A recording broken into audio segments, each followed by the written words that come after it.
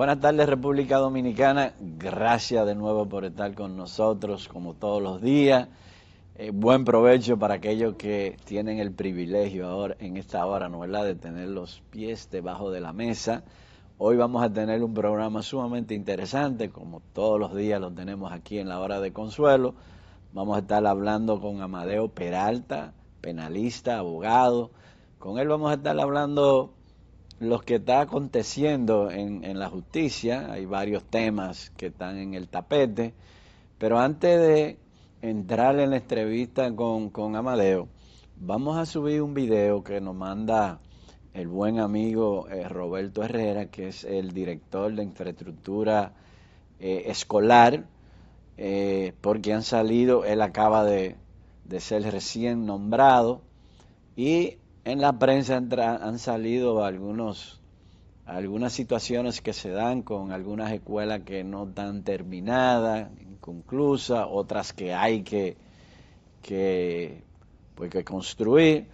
Entonces él hizo un recorrido en esto, porque él lo que tiene es un mes en el cargo, y entonces queremos compartir con ustedes lo que nos dice el buen amigo ingeniero Roberto Herrera. Adelante, producción. Estamos haciendo en este proyecto que es tan importante. Aquí en este proyecto van a funcionar, o sea, que está compuesto por 3 importantes obras. Sin duda para esta localidad de Mano Guayabo y para la provincia de Santo Domingo va a representar un adelanto importante de lo que tiene que ver la parte deportiva y la parte educativa. Este proyecto se inició en el año 2021, a final del 21 tengo entendido, y estamos aquí por instrucciones de nuestro señor presidente Luis Abinader y la orientación de nuestro ministro Luis Miguel Tecán. Vinimos a encabezar una reunión tanto con la supervisión que también con los contratistas para determinar las causas de por qué los trabajos han ido al ritmo que han marchado. Y fruto de esta reunión entonces tomar las medidas del lugar para que este proyecto, en el menor tiempo posible dentro del cronograma que se estableció con esta obra, pueda ser entregado al país y a la comunidad. ¿Cuánto tiempo tiene la obra en construcción? Desde el final del 91 hasta... 21.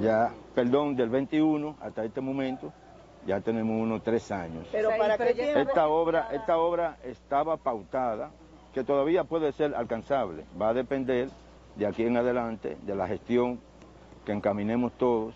Deberá estar, si no para final de este año, para principios del que viene. Es simplemente una reunión de rutina. Los trabajos se están desarrollando, quizá no con la intensidad que se amerita, pero se están desarrollando y fruto de esta reunión entonces se tomarán las medidas para que avancemos más rápido. Imagino, Roberto, que previo a ustedes venir aquí a hacer la supervisión, ustedes han hablado con los ingenieros que están en la construcción. ¿Qué ellos le dicen? ¿No le han entregado las ubicaciones están saliendo a tiempo? No hay problema con eso. No, Mira, hay, como casi siempre sucede, o en muchos casos, a veces hay pagos que se retrasan, hay situaciones también de contratistas que no siempre tienen la capacidad financiera para hacer los proyectos. Son 2 variables. A veces, no porque tú seas ingeniero, tú puedes ser buen contratista. Tú necesitas, cuando tú eres contratista, tener un nivel económico que pueda soportar cualquier tipo de retraso cuando hay falta de pago por alguna causa.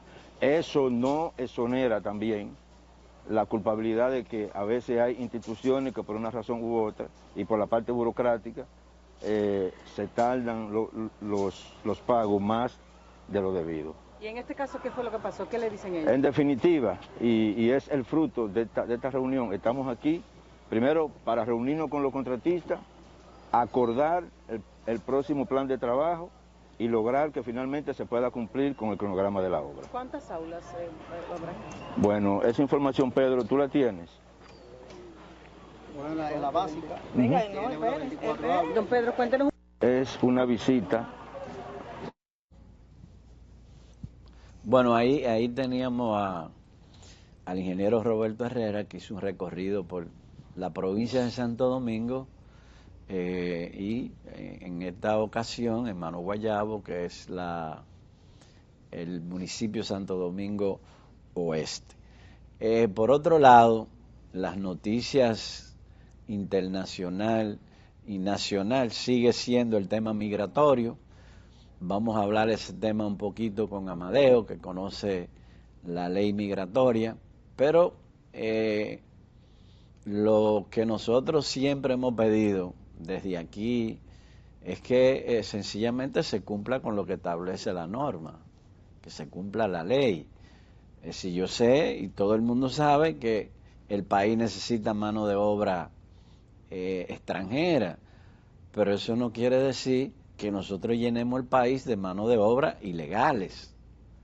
Si yo creo que el gobierno ahora mismo está en una situación bastante delicada con este tema, porque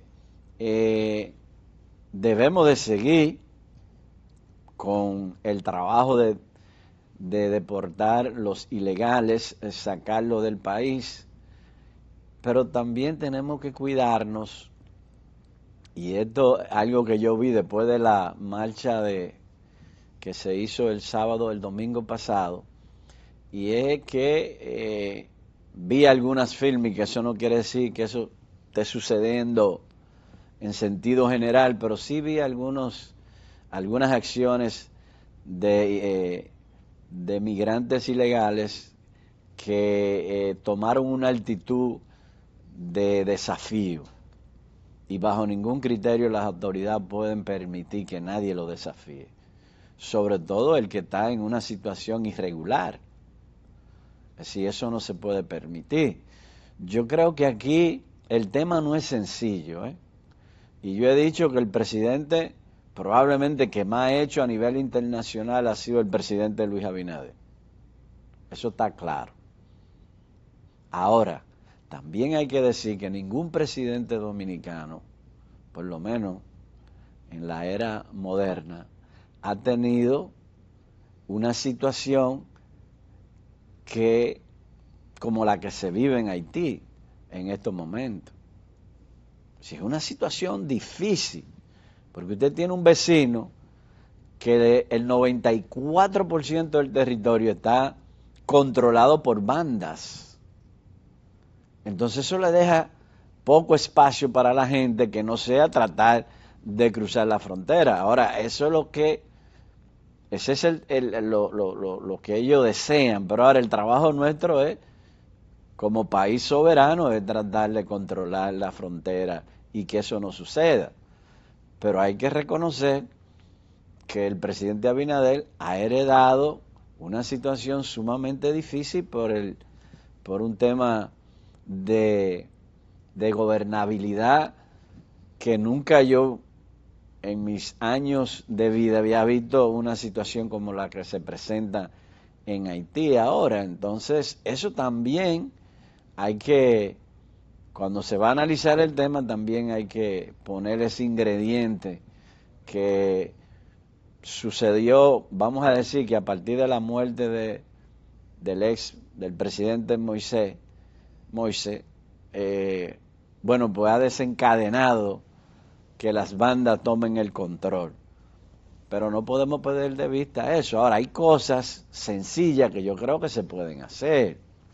Porque, por ejemplo, aquí se le iban a quitar las exenciones a los hoteleros, al sector turismo se le iba a quitar en la reforma, y finalmente no se hizo la reforma, y ese sector sigue beneficiándose de las exenciones que le da el gobierno.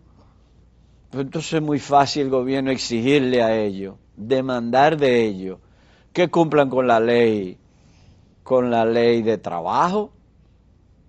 Yo diría no 20-80-20, yo diría 90-10, porque ¿cómo es posible que en los hoteles ya, probablemente usted encuentre en algunos hoteles donde el 60% de los empleados sean extranjeros? Pero ¿y entonces de qué vale nosotros tener un turismo fuerte si en el fondo los dominicanos no se van a beneficiar de ese crecimiento del turismo? Entonces eso es algo que el gobierno puede hacer perfectamente. No es que no tengan la mano de obra que necesiten para donde los dominicanos, vamos a decir, yo nunca he creído mucho eso, pero vamos a decir que los dominicanos no quieren trabajar en la construcción. Bueno, pero esa es una fase de lo que es el conjunto que pudiésemos, que llamamos turismo, ¿no? ¿Verdad? Que tiene varias aristas. Entonces, la de empleomanía en los hoteles. Pero yo fui a un hotel los otros días y el frente entero, la recepción entero, eran extranjeros, no había un dominicano.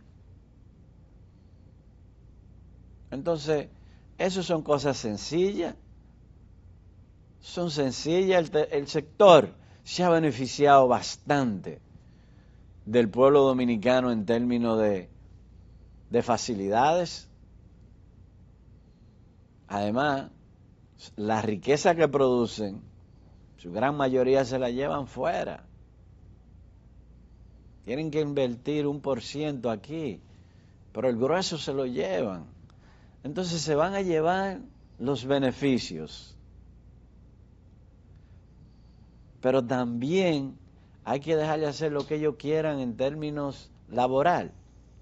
Si a ellos no se le aplica el código de trabajo, y si hay un sector que se le puede aplicar fácil el código de trabajo, es precisamente el sector turismo. Porque es que ahí los dominicanos quieren trabajar. Y yo veo a Infotec haciendo, construyendo, habilitándose escuelas precisamente para enseñar al dominicano a trabajar en el sector turismo. Entonces, ¿para qué estamos haciendo eso? Si finalmente a los hoteleros se les va a permitir hacer lo que ellos quieran. Entonces, yo creo que ese es un tema que es fácil de resolver. Fácil de resolver en el sentido de que ellos no se pueden oponer. Primero, porque están violando la ley. Y segundo, porque nosotros le estamos dando una serie de facilidades que lo menos que están haciendo es haciendo los ricos. Porque vuelvo y repito, es muy poco lo que dejan como inversión en el país. Entonces, si lo que dejan, porque esos hoteles del este, de toda parte del país, de todos los polos turísticos del país, vienen con todo incluido. Son muy pocos los negocios fuera de los hoteles que se benefician, que no sean las actividades propias del turismo, de ir un día, salir a hacer cualquier actividades que ofrecen los hoteles y ofrecen esos grupos que se han construido, para precisamente los turistas tengan otra diversión que no sea propia de la playa y la piscina, etcétera. Entonces, donde está el beneficio real del dominicano, aparte, claro, de los dólares que entran por ese sector, que eso es el sector probablemente que produce más divisa, hay que reconocerle eso. Pero lo otro importante es la mano de obra, que si en Pedernales se va a desarrollar el turismo, pero que se desarrolle con mano de obra dominicana, o vamos a desarrollar Pedernales para que entonces el 80% de empleomanía sea extranjera. Yo la verdad que no le veo la factibilidad en ese sentido, por lo menos, porque lo que uno quiere es que el turismo, que es una de los vamos a decir, de los sectores que más producen al Producto Interno Bruto, pues entonces se beneficia el dominicano que vive en ese territorio. Y si uno va a esos pueblos donde hay turismo, ya un turismo desarrollado, tú ves que los pueblos no se han desarrollado, no han avanzado. Entonces las autoridades, esta y las que pasaron probablemente ni pensaron eso, pero algún día tenemos que empezar a hacer las políticas públicas en torno al turismo que beneficien precisamente el territorio donde Dios y la naturaleza puso esas riquezas. Eso es lo que yo pienso, pero a veces los que no gobiernan tienen un criterio diferente a lo que la gran mayoría del pueblo entiende. Pero vamos a hacer nuestra primera pausa y cuando retornemos venimos con nuestro invitado Amadeo Peralta.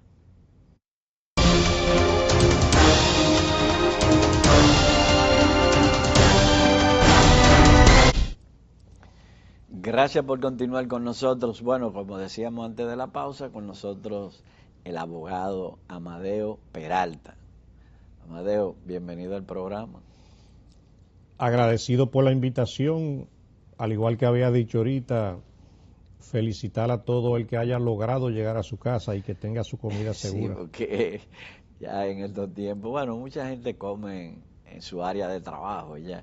Amadeo, estuvimos hablando un poquito del tema migratorio. Tú que manejas el tema de la ley, ¿tú crees que esa ley necesita algún tipo de modificación o esa ley con sus reglamentos, que hay que recordar que duraron 7 años para hacer los reglamentos? ¿Tú crees que esa ley realmente tiene la eficaz que se necesita para los momentos que estamos viviendo? Te puedo resumir el tema migratorio, te lo voy a resumir en una palabra, y lo he dicho de manera reiterada. Ha habido falta de voluntad real para paralizar eso. Cuando tú mencionas la ley de migración, a pesar de ser una ley atrasada, tiene mecanismos para contener esa inmigración ilegal masiva. Pero también te puedo decir que mucha gente a lo mejor no lo sabe, desde el año 2017, hace 7 años atrás, cuando entró en vigencia la ley 155-17 sobre lavado de activos, le dio también un refuerzo a la ley de migración para el combate del trasiego de ilegales, para la trata de personas. Y la ley de lavado de activos considera violación a esa ley con pena de hasta 20 años de prisión a cualquier persona que se compruebe que está traficando con indocumentados, cuando está metido inclusive en la trata de blancas, está trayendo mujeres de Colombia, de Venezuela, permite inclusive la incautación y el decomiso de los vehículos en donde se detengan traficando haitianos. Entonces, yo soy de los que... Y es que el Ministerio Público, por ejemplo, en la frontera no conoce eso, porque ahí vi yo un reportaje de una persona que ya era la tercera vez que lo habían agarrado traficando. Entonces ese vehículo, el mismo vehículo, entonces no, es que allá no entienden la ley. Por coincidencia yo lo vi cuando lo apresaron. Esa persona la tercera vez arrestado traficando con nacionales haitianos. ¿Qué ha habido ahí? Lo que yo te inicié diciendo, una falta de voluntad real. ¿Por qué? Si a ese hombre le hubiesen desde el primer día incautado el motor o el vehículo, le hubiesen dado un golpe certero, porque cualquier motocicleta, por barata que sea, oscila en 80,000 pesos, por barata que sea. Hay motores que pueden costar hasta $500,000. Entonces, inmediatamente la ley te permite... Y los vehículos, las jipetas que yo veo que a cada rato muestran, bueno, de estas jipetas sacaron 17, de este vehículo tanto, de este autobús tanto. ¿Qué hacen con eso? Siempre vamos a mencionar la palabra, no hay una voluntad real. ¿Por qué? solamente aparece en un video en donde en un autobús desmontaron 17 nacionales haitianos sabiendo que está prohibido. Entonces, ¿dónde está el proceso penal de la incautación de ese autobús, sea de quien sea? Porque para el cumplimiento de la ley, sea de quien sea. Entonces, el Ministerio Público en la zona fronteriza posiblemente se ha confabulado con esos grupos que reparten buenos dividendos para que no se sometan a la justicia, porque inmediatamente usted incauta un autobús que posiblemente de esos autobuses grandes anden oscilando los 12 o 15 millones de pesos, usted verá que ellos dejan de joder. Claro. Entonces, cuando usted agarra el chofer o el dueño inclusive del vehículo y usted lo somete a la justicia en un expediente verdaderamente por tráfico de indocumentados con el vehículo incautado, usted pudiera obtener una respuesta de los jueces, pero tiene que llevar un proceso y usted verá que usted va a ir sacando ficha del camino. Entonces, la pregunta de siempre, ¿dónde está la cantidad de vehículos que se incautan en toda la zona fronteriza, desde Montecristi hasta Pedernales? Nadie lo ve. Aquí debería haber un sitio más grande que el Estadio Quisqueya lleno de motores incautados, que inclusive pueden servir hasta para el patrullaje de la propia policía, si verdaderamente hicieran el trabajo, pero no lo hacen. Porque ¿qué pasa con ese decomiso de esos vehículos? ¿Entran a ser propiedad del Estado o hay que subastarlo en un momento? No, entran a ser propiedad del Estado. Suponte que agarraron una jipeta en la mata de Falfán con varios indocumentados, pero puede ser un vehículo cualquiera. El procedimiento que eso lleva es el Ejército Nacional levanta el acta de infracción y tramita al Ministerio Público al infractor. En este caso, Amadeo, ¿tiene fe pública el militar? Sí, el militar tiene la fe pública porque está dentro de sus funciones el control migratorio. Pero también en toda la zona fronteriza hay agentes de migración desplegados. Entonces, si se levanta el acta de infracción, que la levanta un agente, puede ser un agente de la policía, del ejército, de migración, y someten a la persona ante el Ministerio Público con el vehículo, los indocumentados, y esos mismos indocumentados se puede decidir si se le somete a la justicia por violación a la ley de migración, que contempla penas de prisión, pero lo importante es el decomiso de los vehículos. El Ministerio Público en un momento dado va a lograr que un juez que conozca el proceso va a ordenar, ya está ordenada previamente la incautación del vehículo, porque se agarró en flagrante delito. La ley lo permite. Entonces el juez ordena el decomiso en favor del Estado Dominicano. Entonces son muchos los minibuses que van y vienen de la zona fronteriza, que todos los días lo agarran con esos nacionales, que esos autobuses se lo hubiesen podido donar a cualquier institución del Estado, pero sobre todo es el golpe a la economía de esos grupos que se hubiese acabado. Entonces, cuando tú me preguntas si los fiscales de la zona fronteriza no conocen eso, vamos a aprovechar el programa para decirles que se consulten el acápite 11 de la ley 155-17 sobre lavado de activos, que verifiquen el artículo 3 y el 4 para que ustedes vean cómo tienen herramientas, si no se van a vincular con esos grupos, para acabar con ese trasiego.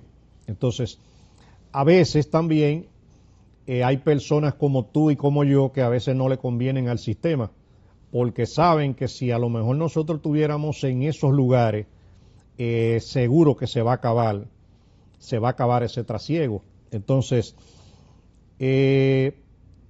si ese trabajo se hace, el Estado no pierde nada, lo que hace es que gana. Claro, porque yo diría que por un problema de espacio, que no lo hay para tener tanta gente detenida, pues deportarlo podía ser la opción más viable.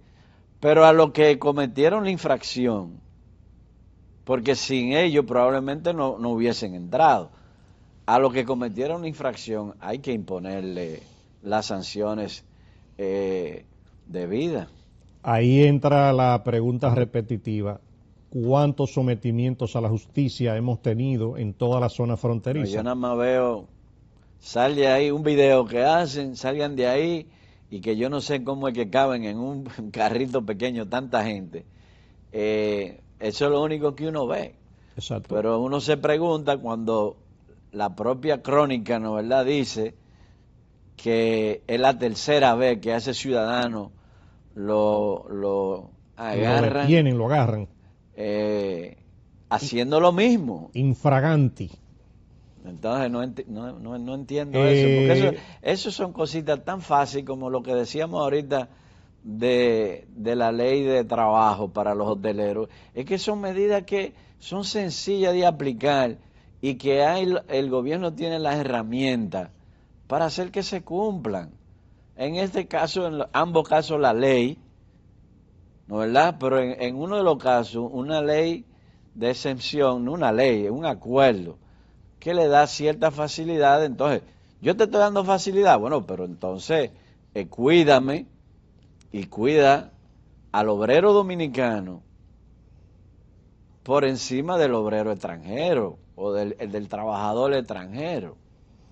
Cada vez inclusive que agarran un vehículo con todos esos nacionales haitianos, a ninguno le hacen ningún tipo de depuración, y como ellos no tienen documentos, algunos andan con pasaportes, pero es también el momento preciso para que las autoridades, el ejército, la policía, migración, le haga una depuración biométrica, los retrate, le coja las huellas digitales, y aunque lo deporten... Pero ya tienen un récord aquí. Ya tienen un récord, aunque sea para saber si usted volvió y lo agarró otra vez en otro lugar. O sea, porque ¿qué es lo que está pasando? El día que aquí sucedan hechos más graves de lo que están ocurriendo, esos nacionales haitianos no se tiene... Lo primero es que no se sabe quiénes son. No se tiene una huella digital. Lo segundo, si se van allá, ¿dónde tú lo vas a encontrar? ¿Dónde lo vas a encontrar? Entonces, aquí no ha habido también ese registro biométrico incisivo para que la mayor cantidad queden registrados. Entonces, por eso es que ustedes ven que si cometen un robo, cometen un crimen y alguno de ellos logró llegar a la frontera, mire, el caso ahí mismo se quedó. A los pocos nacionales haitianos que han sido sometidos a la justicia es porque han logrado ser apresados inmediatamente en el acto. Pero si ellos doblaron por una esquina... No, ya es difícil, es una situación ya se difícil perdió. porque... pero lo que se estableció en principio, cuando vino el problema en la frontera, era que tenían que registrarse. Pienso que eran los comerciantes que iban ahí al mercado binacional, que ese es otro mercado que yo sencillamente no lo entiendo, porque eso no se puede organizar, porque el que tiene dos dedos de frente sabe, eso nada más hay que vivir en cualquier frontera del mundo que quiera hacer las cosas y tiene las herramientas para hacerlas, porque usted se va a Estados Unidos. Estados Unidos tiene frontera con México y todos los días cruzan, hay varios cruces, pero lo que hacen los comerciantes, porque hay una área que se le permite a todo el que trabaja o el que comercializa, tiene un carnet, cruza, pero ese carnet nada más le permite un espacio. A partir de ahí hay chequeos migratorio donde ya usted necesita tener un documento migratorio como es el visado para poder entrar. Entonces, ¿por qué que no se pueden registrar? Y sencillamente con ese carnet que identifica a la persona y que ya usted tiene todos los datos, entra. Yo no entiendo por qué es tan difícil, porque yo no lo veo tan difícil. Te comencé diciendo falta de voluntad, muchas veces eso no interesa que así sea. Y yo te diría, cualquier nacional haitiano que lo agarran aquí en la calle, él sabe que lo único que tiene que tener es 12,000 pesos en los bolsillos. No, dijo ahí uno que son 5,000 que él anda. Ah, pero 5,000 es si es de manera inmediata que le quita a la gente de migración. 12,000 es la cuota si llega a la frontera. Desde allá no lo cruzan, entrega los 12,000 pesos y le garantizan montarlo. Ese es otro tema que yo... Es verdad que habemos, lamentablemente, el ser humano, no todo el mundo está en la capacidad de poder ejercer una función sin tener que coger los que no le pertenecen.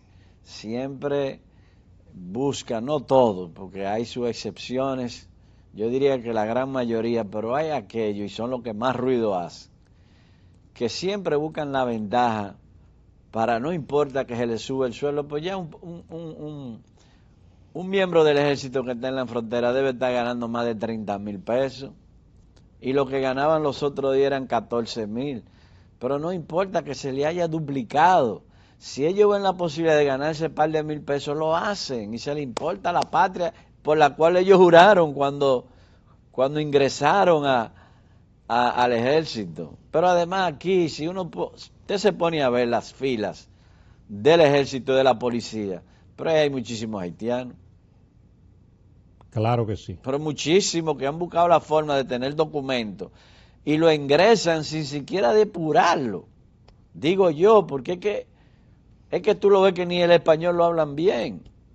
Entonces, lamentablemente, la situación todos los días como que se pone más difícil. Al final de cuentas, muchas veces uno tiene que volver a pensar en la ley. Fíjate que te acabo de decir, si hubiera voluntad, la ley 155-17 sobre lavado de activos ligada con la ley de migración le daría un golpe contundente a esas bandas, pero no lo hacen.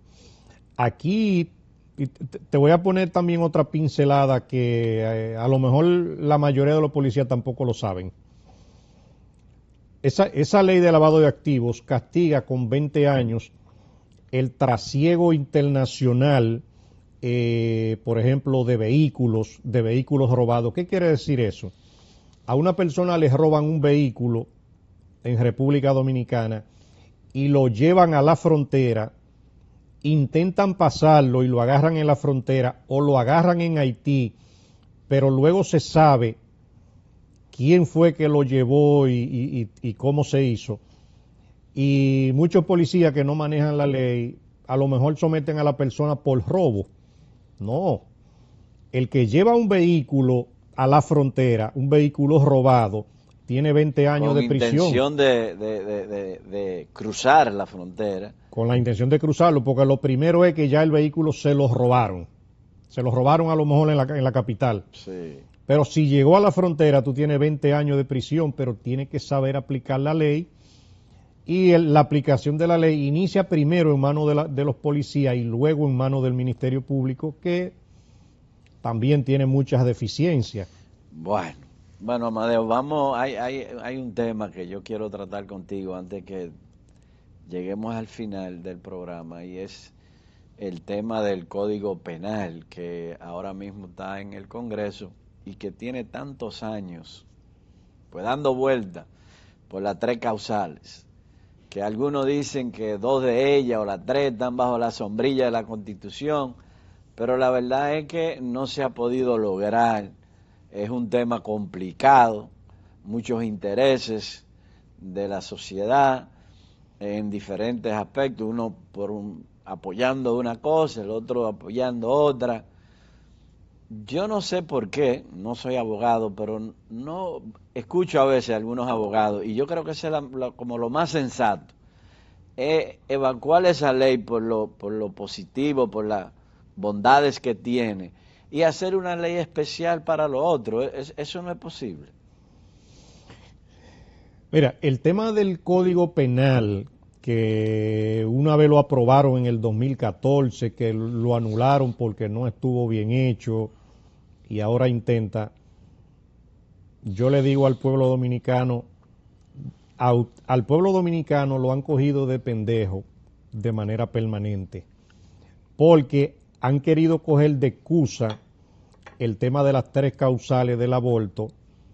Inclusive en el Código Penal eso estaba previsto como en 5 artículos, pero ese Código Penal, no sé si lo habrán modificado ya el proyecto, tenía como 574 artículos que le convienen a República Dominicana, a ver si esto cambia. Entonces, al país lo han entretenido, le han puesto un bobo en la boca con las 3 causales, a sabiendas los legisladores que han hecho cientos de leyes especiales, y esa ley, como tú dices, del tema del aborto y eso se puede hacer en una ley que tenga inclusive 3 o 4 o 5 artículos. Aquí en vigencia hay muchísimas leyes que tienen 3 artículos. Pero ¿y por qué tú dices que quiénes son los que están detrás de que no se apruebe un código que luce que va a beneficiar a la sociedad dominicana? Pero te lo voy a poner con punto y señales. El Código Penal nuevo, si se logra aprobar, hay muchísimos legisladores, inclusive metidos en actos delictivos, que ellos saben que se le va a acabar el robar, se le va a acabar el meterse en algunos tipos de delincuencia. Pero las leyes están ahí de todas formas. No están de todas formas, porque no es lo mismo que el código actual, que es el código que nos prestó Napoleón Bonaparte. Sí. Atención país, el código que nosotros tenemos es de 1884. Si usted sabe contar, 1884. Pero se ha modificado. No, pero cositas. Pero ¿qué pasa? Te voy a comenzar con la estafa. El código de Napoleón Bonaparte, la pena máxima por una estafa son 2 años de prisión. ¿Cuánta gente no andan robando propiedades a través de fraudes inmobiliarios, por ejemplo? Entonces, hay gente, cuando tú analizas los expedientes, se robaron 800 millones de pesos estafando gente a través de la venta de falsas propiedades. El Código Penal es un incentivo a esos estafadores porque te robaste 800 millones de pesos y la pena máxima son 2 años. Por eso, ¿qué dicen mucha gente? Pero yo a cualquiera le hago 2 años de prisión por 50 millones. Entonces, si el código lo aprobaran por ese tipo de estafas, inclusive estafas piramidales, la pena mínima va a ser 20 años. Entonces, ¿le conviene o no le conviene? A los ladrones, a todos los delincuentes, le conviene quedarnos con el código, viejo. Esa es la minoría, porque yo conozco bien la Cámara de Diputados. Y eso es una minoría que no creo que tenga tampoco la fuerza como para... Estoy contigo. Yo lo que creo que aquí la parte política ha jugado mucho en el tema del código, porque cuando una legislación dura tanto en el Congreso, en la Cámara que sea, es porque no hay voluntad política, sea de un sector o sea de otro, para que eso llegue a un final feliz. Pero porque yo creo, es verdad que hay legisladores que han, pues uno tiene algún cuestionamiento, pero yo creo que para mí el 98% de los legisladores son gente que van a hacer su trabajo. Estoy contigo y te puedo decir también, como tú acabas de decir, el 98% de los legisladores pueden ser gente honestas, son honestos. Hay una minoría que son delincuentes, que andan buscando inmunidad. Como en toda Exacto.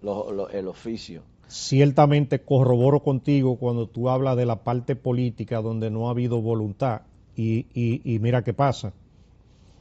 Si ese código lo aprueban, todos esos temas vinculados con la corrupción, el tráfico de influencia, el cohecho, todo eso va a estar previsto en ese código con penas mínimas inclusive de 10 años de prisión. Entonces, a la clase política no le conviene el Código Penal. Por eso es que yo creo que por ahí es que anda. Ya no quedan 2 minutos, nos dice el piso, nos quedan 2 minutos. Hay otro tema que yo quiero tratarlo brevemente, y es aunque estamos hablando del Código Penal, pero el Código Procesal también hay que modificarlo, porque fíjate lo que está pasando ahora con los temas de corrupción. Se alargan, le dan tanta larga a los propios abogados para entonces salir con que ya el tiempo para uno tener en vigencia, vamos a decirlo así, hay otro término, del expediente, pues caducó. Entonces hay que votar el expediente, el caso. Eso también hay que corregirlo. Sí, Aquí no se le puede permitir sea la defensa o sea el Ministerio Público, cualquiera de los dos, que constantemente estén obstruyendo el proceso. Como estamos en la parte final del programa, yo también te exhorto a que le digas a tus amigos legisladores que el Código Procesal Penal lo consulten con los abogados en ejercicio. El abogado en ejercicio que está en los tribunales es el que sabe dónde están las debilidades. Y el Código Procesal Penal, cuando lo hicieron, cuando entró en vigencia, no estaba adecuado para la realidad dominicana. Y ese código ha sido la patente de corso que beneficia a la delincuencia. Ese tema que tú pones habla sobre el plazo máximo de la duración de un proceso, sí, que un proceso no puede durar más de 4 años, o si no, no importa lo que tú te robaste, ya eres libre. Ya tú eres libre y lo que tú te robaste está bendecido. Entonces, yo duro 3 años obstruyendo un caso y cuando llega a los 4 ya tú tienes que dejarme. Exacto, pero el código tiene cosas peores de ahí. Entonces, para hablar del Código Procesal Penal, vamos a utilizar otra invitación porque eso se lleva mucho tiempo. No, ahí está el Código del Menor, que es otro código que hay que revisar también. Bueno, señores, solamente nos resta darle las gracias a Amadeo y a ustedes por habernos acompañado durante toda esta hora e invitarle a que esté mañana de nuevo con nosotros en su programa La Hora de Consuelo.